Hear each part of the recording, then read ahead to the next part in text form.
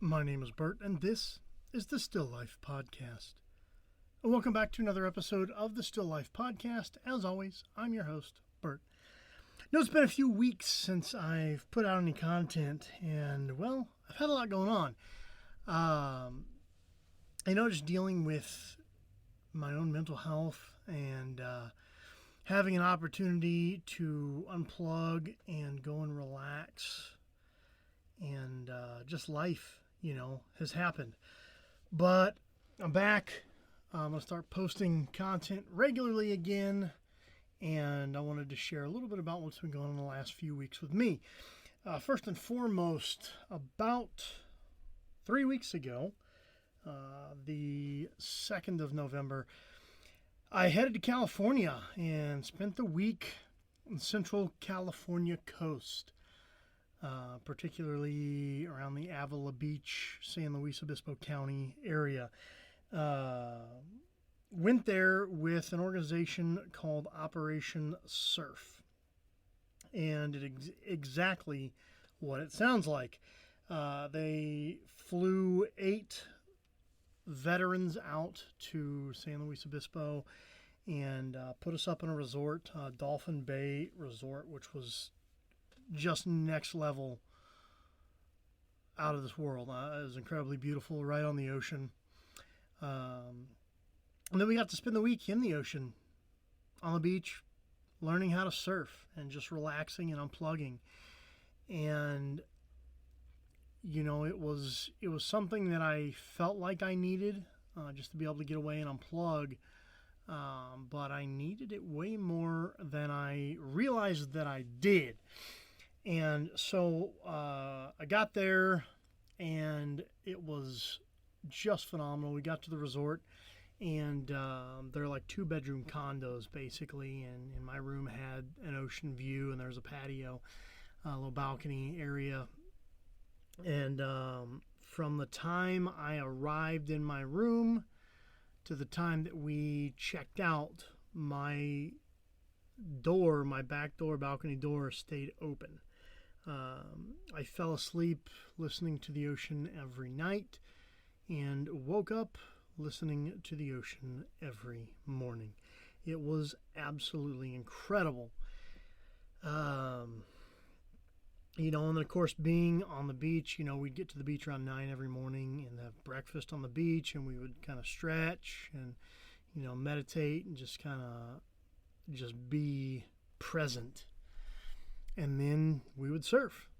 How I anticipated this would go was that I would have some struggles, but I would, find my footing, and I would be surfing, the first or second day, and it would be just all gravy from there on out. What actually happened is that went out on the first day, and, we paddle out and sit up on our boards in the water. And just that constant kind of rocking around in every different direction while we're waiting on our set to come in for a wave that we like, I got vertigo, got nauseous, seasick, whatever you want to call it. And so I tried to ride a couple waves, and just it got to be to the point where my stomach was just all over the place. I was super dizzy. I had a massive headache. Part of that was a little dehydration. I didn't drink a lot of water on my travel day.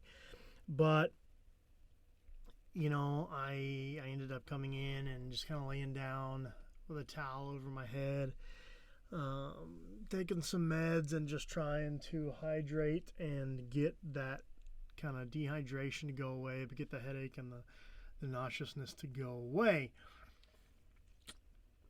Day 2, very much the same. I was in a little bit better spirits, but I was determined to surf. And, yet again, I got out there. I think I did 1 or 2 sets, and just it was too much, and so I ended up coming back in. I was a lot better hydrated, so I didn't have the headache as bad, but I was very dizzy. Ended up walking the beach for a while, finding some sea glass and some shells and stuff. And Day 3, we went to a private beach. I didn't even get in the water that day. I literally just walked the beach, looking for shells and sea glass and stuff.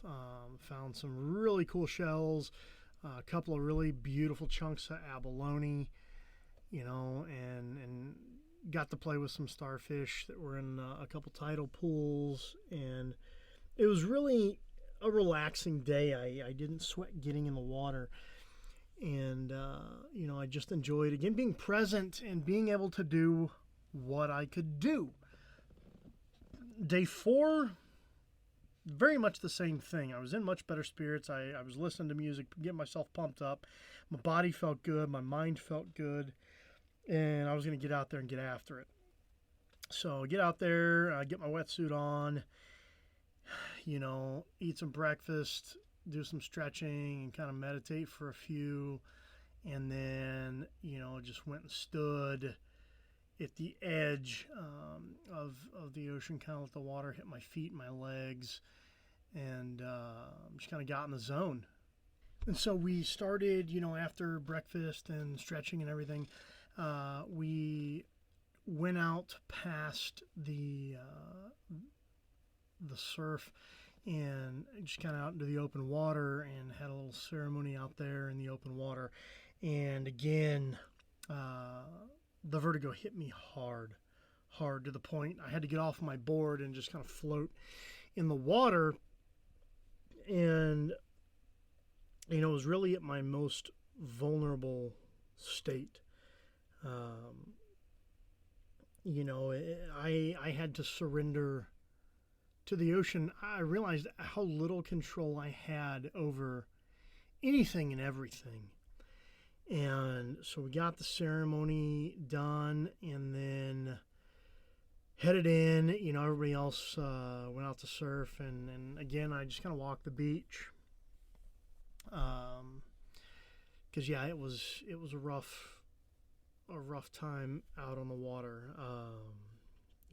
So I struggled quite a bit. And then day 5, the last day out on the water, I made 2 pretty radical changes to my approach.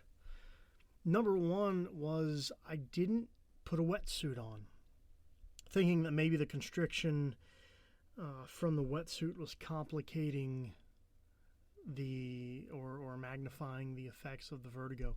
And number 2, instead of sitting up on the board waiting for a good set to come in, I floated in the water and held on to my board. And then when I saw the set coming and found the wave that I wanted, I got up on the board, swam in, and then, made my attempts to stand. And so the last day I really had a lot more success. While I didn't make it up to my feet, there were a couple times I had, I was on one knee and one foot. And that's about as far as I got having success. That was, considering the previous 4 days in the water, that was a massive success for me. And so really, what this trip and what this experience taught me is that at the end of the day, I can only control what I can control, which is how I react and how I respond to circumstances and situations around me. There was no way I could get control of the ocean, obviously. I could try and control the board as best I could, with the waves. I had no control really over my vertigo and over the motion sickness, seasickness. And, so I just had to let all these things happen and change the way I reacted and how I responded. And, by choosing to not wear a wetsuit the last day out and choosing to wait in the water versus on the board until I saw the wave I wanted, changing those 2 variables ultimately gave me much greater success in the water.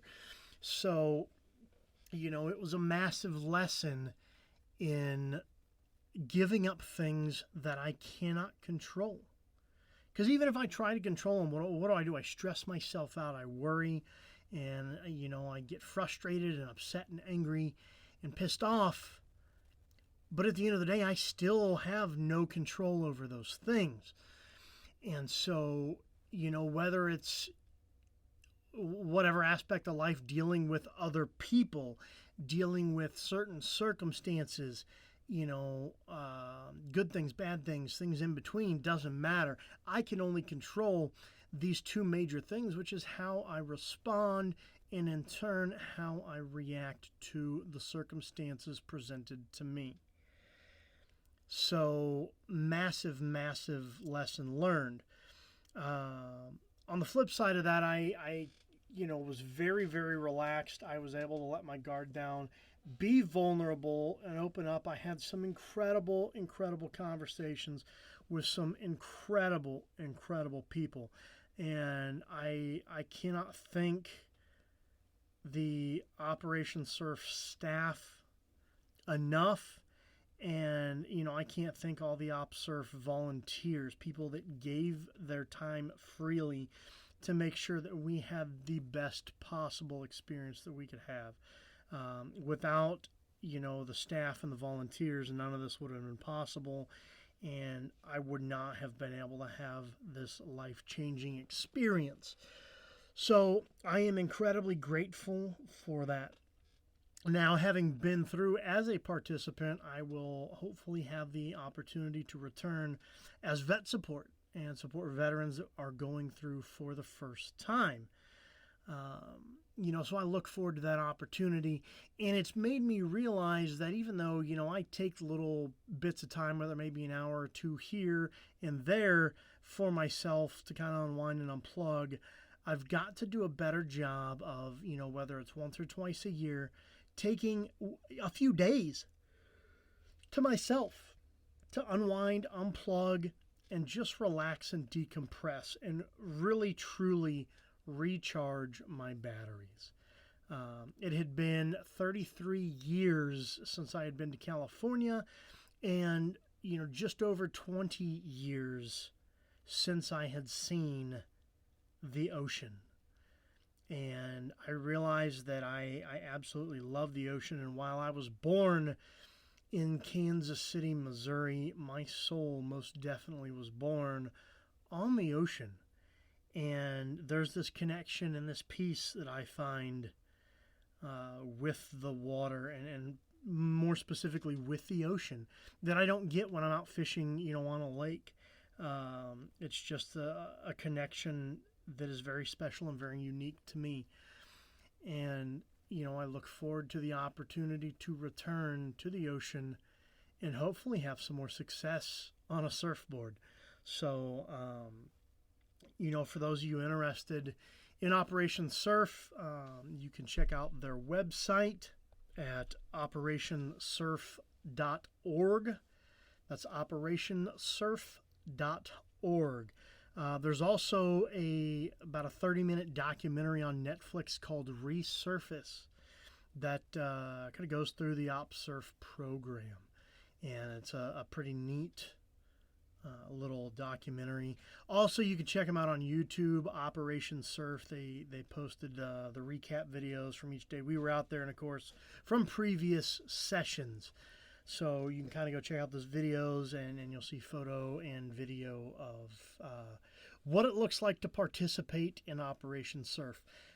They did have 2 photographers that they brought in for the week to document everything. So, we didn't have to worry about taking pictures and doing stuff like that, which was pretty cool. So we have the ability to pull the photos and video and use those for our own personal use, which is pretty amazing. So, it's been a couple weeks now. I'm adjusting at home and, still the ups and downs, but it's a building block. It's a singular block in this construction of my life, learning to relinquish control over things that I can't control. So, incredible experience. I learned a lot, and I'm using that every day to work to improve my life. And with that, I would like to thank you for joining me today on the Still Life podcast.